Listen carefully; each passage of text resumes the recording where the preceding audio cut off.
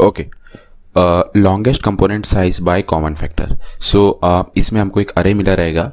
सो हमको ये बताना है कि अरे से हमको एक ग्राफ बनाना है और उस ग्राफ में ये बताना है कि जो लॉन्गेस्ट कंपोनेंट या जो बिगेस्ट कंपोनेंट है उसका क्या साइज है। ठीक है, सो ग्राफ की क्या कंडीशन है, या फिर दो नोड्स के बीच में एजेस की क्या कंडीशन है। दो नोड्स के बीच में एज तब होगा जब उन दोनों के बीच में, उन दोनों नोड्स की वैल्यूज के बीच में कोई कॉमन फैक्टर होगा।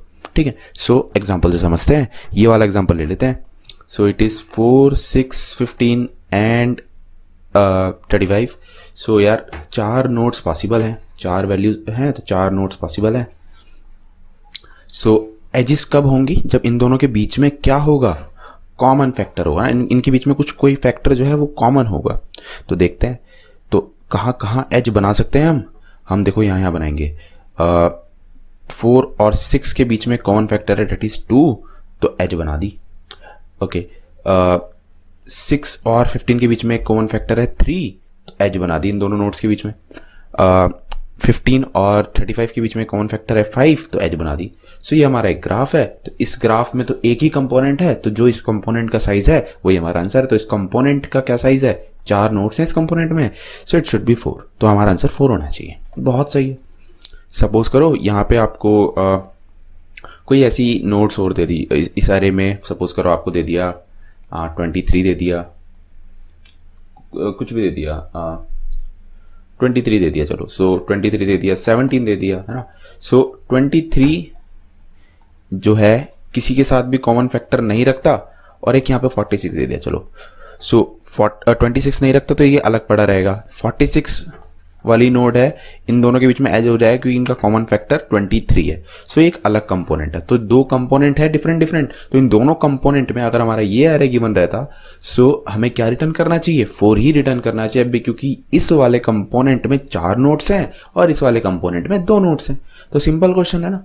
ओके, सो सिंपल तो है पर थोड़ा सा ट्रिकी है। इसमें हमें गिवन है कि क्या होना चाहिए, कितनी डिफरेंट नोड्स हो सकती हैं। सो 20 × 10⁻³ यानी 20,000 नोट्स हो सकती हैं। सो अगर आप सिंपल ऐसा ग्राफ बना के BFS या DFS लगा सकते हो, आप काउंट करने के लिए लगाओगे तो n² में चले जाएगा। आपको रूट्स भी कैलकुलेट करने पड़ेंगे, आई मीन कॉमन फैक्टर्स भी कैलकुलेट करने पड़ेंगे।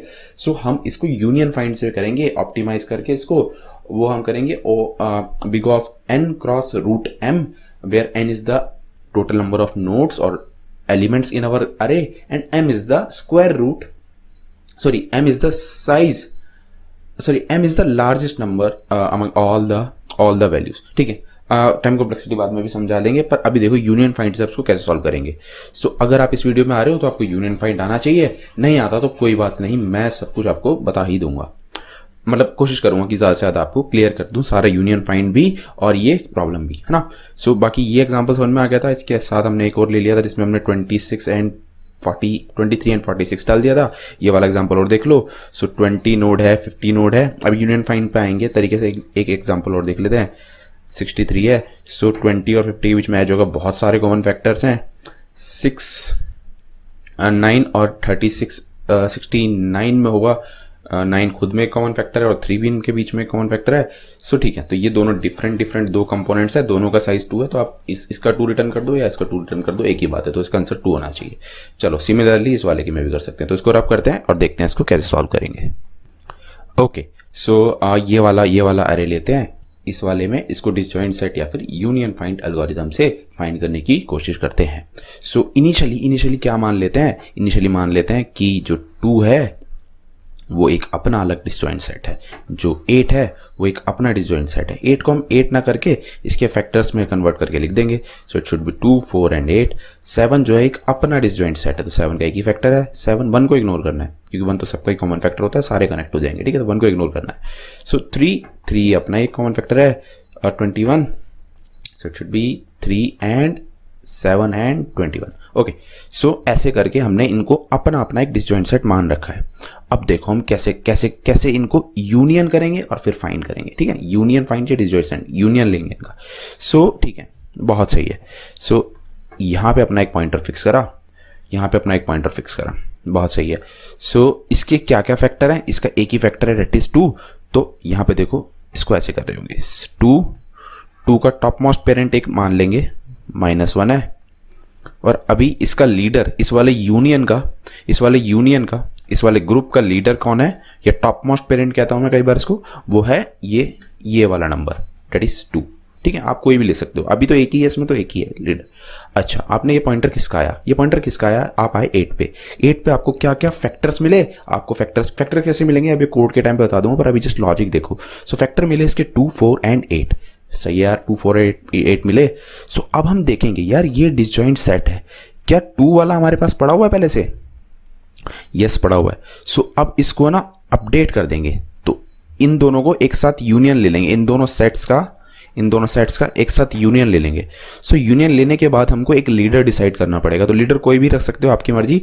मैंने इसका 2 ही लीडर रखा। कैसे रखेंगे लीडर, ये सब कोड के टाइम पे समझ में आ जाएगा, बट अभी देखो आप कोई भी लीडर रख सकते हो, आप 8 लीडर रख सकते हो, 4 रख सकते हो, 2 रख सकते हो, आपकी मर्जी है, बट मैंने अभी 2 रखा। चलो, सो 2 तो पहले से था ही इसमें, इसका पेरेंट जो हो गया 4 का पेरेंट 2 है, और 8 का 8 का पेरेंट 2 है। तो ये एक यूनियन ले लिया हमने 2 डिसजॉइंट सेट्स का। बहुत सही है। सो बहुत ही ज़्यादा सही चल रहा है अपना। अब गए हम अपने नेक्स्ट एलिमेंट पे, इट इज 7। सो इसके पास क्या क्या कॉमन फैक्टर है? 7। तो 7 कॉमन फैक्टर वाला तो यहाँ पे तो कोई है नहीं, सो हम इसका अभी अपना अलग ही हिसाब किताब रखेंगे। बहुत सही है। सो ये अपने ग्रुप का अपना लीडर है ना, इसकी अपनी चलती है अपने ग्रुप में। बहुत सही है।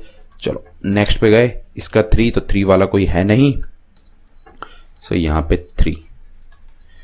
ठीक है, ये अलग डिसजॉइंट सेट है, अभी तक ये अलग डिसजॉइंट सेट है। अब देखो हम आए इस पे, सो ये है 3, 7 एंड 21। सो 3, 7, 21 में देखो, या तो इसके साथ कंबाइन कर लो या इसके साथ कंबाइन कर लो।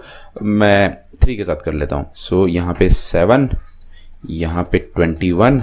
सो 7 आ गया, तो इसको यहाँ पे शो करने की जरूरत है नहीं, और ये एक अलग डिसजॉइंट सेट बन गया है ना। तो क्या हो गया, ये इसका यूनियन हो गया। तो हमारे पास क्या क्या डिसजॉइंट सेट्स आ गए, एक ये वाला सेट आ गया, एक ये वाला सेट आ गया। इस वाले सेट का कौन लीडर है या कौन टॉप मोस्ट पेरेंट है? इसका टॉप मोस्ट पेरेंट है 2, इसका टॉप मोस्ट पेरेंट है 3। बहुत सही है। तो अब हमारा क्या काम रहेगा? सबसे पहले काम तो हम ये 2 सेट्स बना लेंगे, 2 डिसजॉइंट सेट्स बना लेंगे जिनके बीच में अब कुछ कॉमन नहीं है। मैंने इटरेट कर लिया और अब मैंने ये फाइनली 2 डिसजॉइंट सेट बना लिए जिनके बीच में कोई भी कॉमन फैक्टर्स नहीं है। सो अब देखो हमारा आंसर आपको ऊपर से मस्त चमक रहा होगा। क्या है आंसर? इस वाले सेट में हमारे कितने एलिमेंट है? एक एलिमेंट है 2, इसमें हमारा 2 है ना ब्लू वाले में, और एक 8 है, तो इसमें हमारा 8 है। 4 तो नहीं है, 4 तो इसका कॉमन फैक्टर है, तो इसको कंसीडर नहीं करेंगे। बहुत सही है। सो और ये वाले ग्रुप में 7 है, 3 है और 21 है। सो इस वाले ब्लू वाले ग्रुप में 2 है, ग्रीन वाले में 3 है, तो यानी इस कंपोनेंट में 3 क्या है? इस वाले कंपोनेंट में 3 नोड्स या 3 नोड्स हैं, और इस वाले में 2। तो कौन सा बड़ा कंपोनेंट हुआ? ये वाला बड़ा सेट है, तो इसका आंसर हम रिटर्न कर देंगे। तो इसका आंसर 3 होना चाहिए। तो लॉजिक आपको चमका। चलो अब कोड के साथ आपको इसको समझाऊंगा, तब आपको और आसानी से ये समझ में आएगी प्रॉब्लम।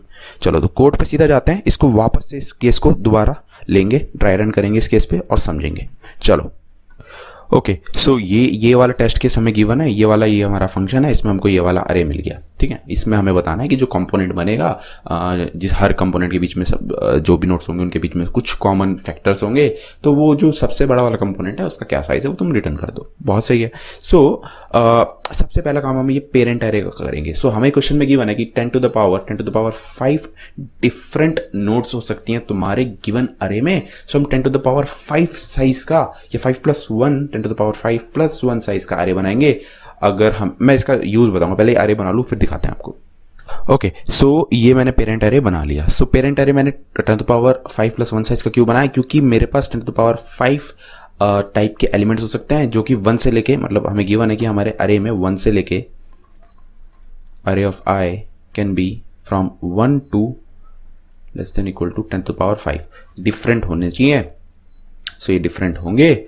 सो हर एरे को रिप्रेजेंट करेंगे, हर एलिमेंट को रिप्रेजेंट करेंगे हम इस पेरेंट एरे के इंडेक्स से, और इस पेरेंट एरे के अंदर हमने क्या लिख रखा है, उसका टॉप मोस्ट पेरेंट। सो अभी इनिशियली हम क्या मान के चलते हैं, इनिशियली हम मान के ये चलते हैं कि सारे अलग अलग डिफरेंट डिस्जॉइंट सेट में पड़े हुए हैं। फिर उसके बाद क्या काम करते हैं, हम यूनियन लेते हैं ना, फिर यूनियन लेते हैं, यूनियन लेते वक्त क्या कर रहे होते हैं, फाइंड कर रहे होते हैं, टॉप मोस्ट पेरेंट फाइंड कर रहे होते हैं ना, तो यूनियन फाइंड एल्गोरिथम भी इसलिए कहते हैं, और ये डिस्जॉइंट सेट है। चलो तो देखते हैं धीरे धीरे बढ़ते हैं। तो ये काम अपन ने कर लिया, क्या है, इसकी लेंथ स्टोर कर ली इस n वेरिएबल में, कितनी है 0 1 2 3 4 और 5, सो 5 लेंथ है इसकी, और ये पेरेंट एरे बना लिया और सब के अंदर ये -1 डाल दिया। -1 मतलब क्या कि अभी जो जिसका पेरेंट -1 है, मतलब वो वाला नोड उस सेट का लीडर है या फिर टॉप मोस्ट पेरेंट है, ठीक है।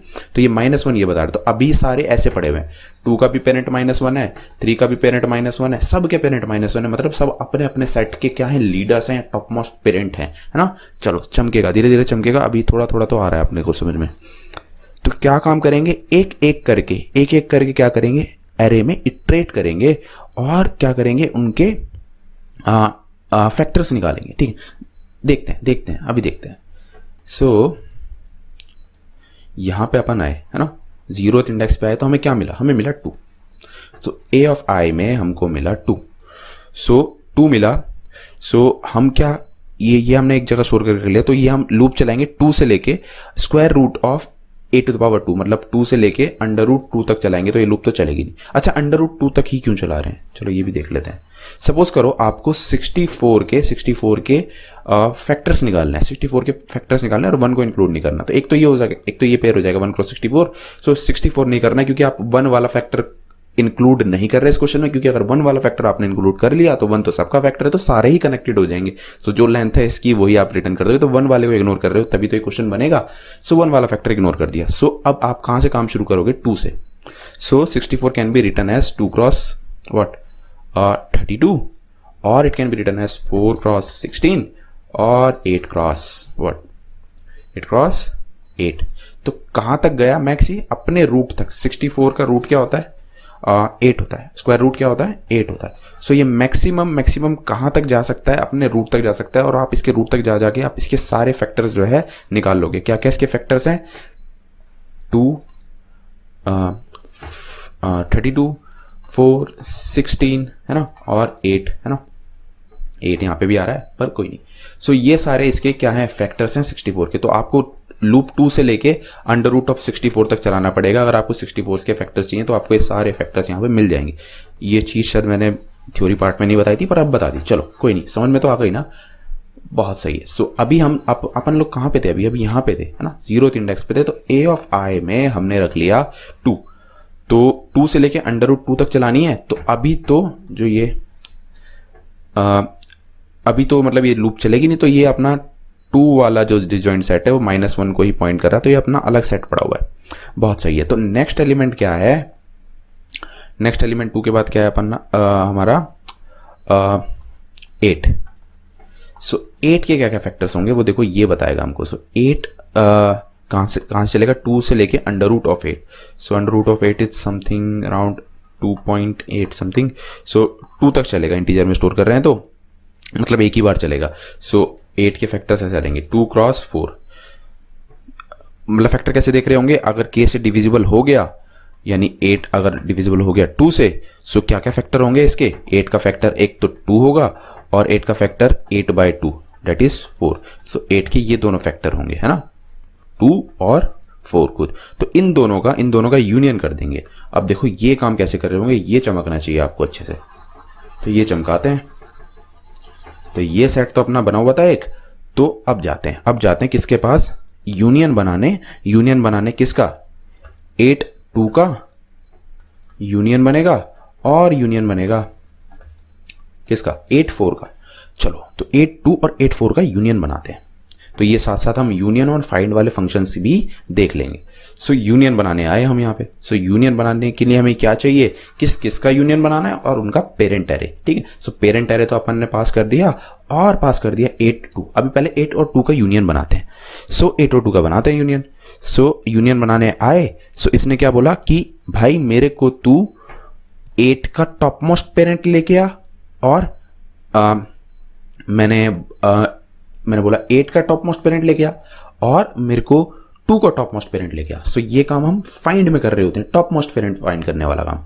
सो अभी के लिए कैसा दिख रहा है वैसे, 2 का टॉप 2 वाला डिसजॉइंट सेट तो ऐसे दिख रहा है, 8 वाला भी ऐसे दिख रहा है ना, 8 के सामने देखो -1 है अभी यहाँ पे। बहुत सही है। सो थोड़ा लंबा हो जाएगा पर देखना ये आपको यूनियन फाइंड एकदम से चमकेगा, वरना मैं अलग से वीडियो भी बना दूंगा, पर यहाँ पे भी चमकेगा।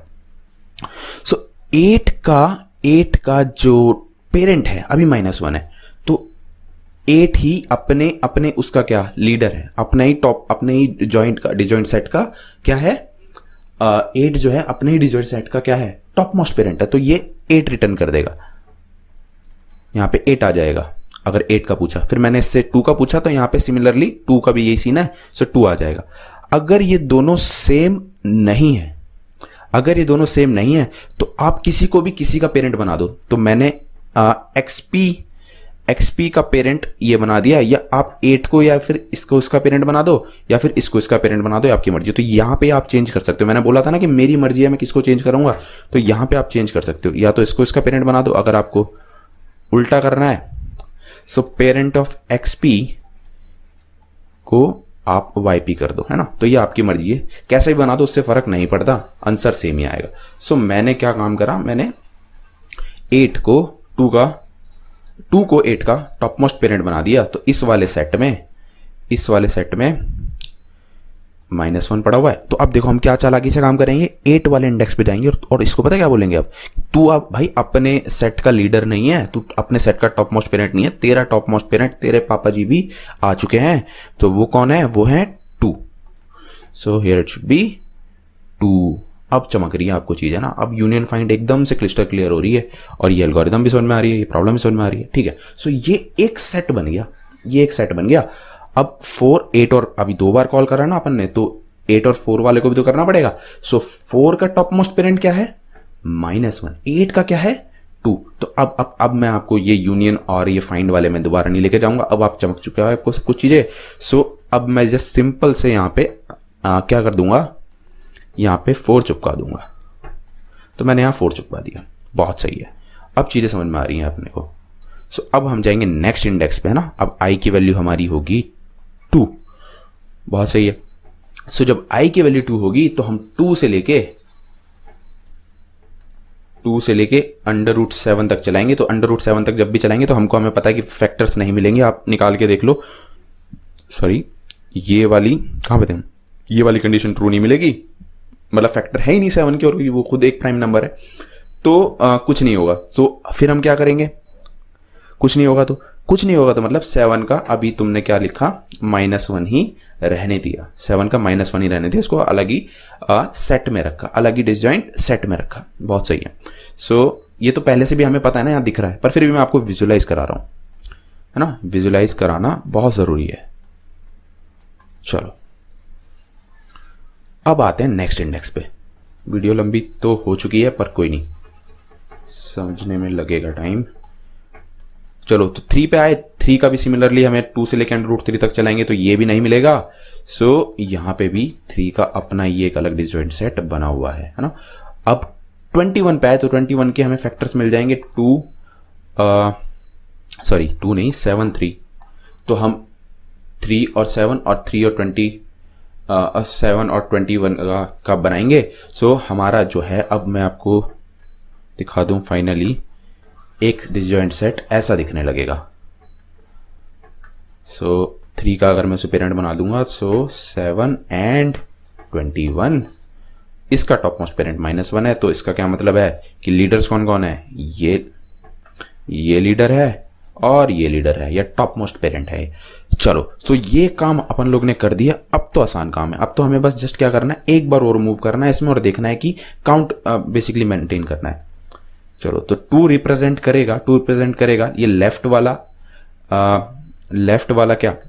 सेट 4, 5, 6, 7, 8, 9, और 3 रिप्रेजेंट करेगा ये राइट वाला सेट। चलो बहुत सही है। सो यहां पे अपन लोग ये काम कर देंगे। सो इस एक मैप बना लेंगे जो इंटीजर बाय इंटीजर का होगा। सो यहां पे लेफ्ट में क्या रखा होगा, ये इन सेट्स की वैल्यू, और यहां पे काउंट रखा होगा। या फिर काउंट तुम यहाँ पे सीधा बनाते जाओ, तो अभी काउंट 0 है। सो मैं यहाँ पे आया, 2 पे आया, वापस से मैं 2 पे आया, कलर चेंज कर लेते हैं। ओके, सो मैं 2 पे आया, मैंने देखा क्या 2 वाले का टॉप मोस्ट पेरेंट कौन सा है, ये फाइंड फंक्शन से हम फाइंड कर देंगे। तो 2 वाले का टॉप मोस्ट पेरेंट -1 है, इसका मतलब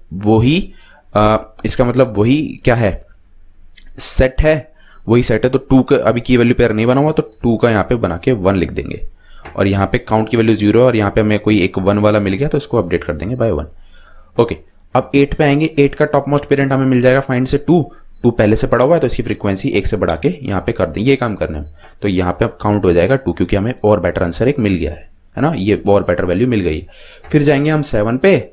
सो 7 जो है वो 3 पे पड़ा हुआ है, तो एक 3 का की वैल्यू पेयर बनाएंगे और यहाँ पे 1 डाल देंगे। 3 मतलब ये 1 तो इससे छोटा है, तो अभी हमें नहीं मिला है। हमने इसको और इसको देख लिया है, अब यहाँ पे इसको भी देख लिया है। सो अब जाएंगे हम 3 पे। सो 3 का टॉप मोस्ट पेरेंट, पहले हम 7 पे गए तो 7 का टॉप मोस्ट पेरेंट 3 था, तो यहाँ पे लिख दिया। अब 3 पे जाएंगे तो 3 का टॉप मोस्ट पेरेंट खुद 3 है, तो यहाँ पे अपडेट कर देंगे 2, अभी बराबर है, कुछ नहीं करेंगे। अब देखो 21 है, 21 का टॉप मोस्ट पेरेंट, ये फाइंड बता देगा हमें सब कुछ।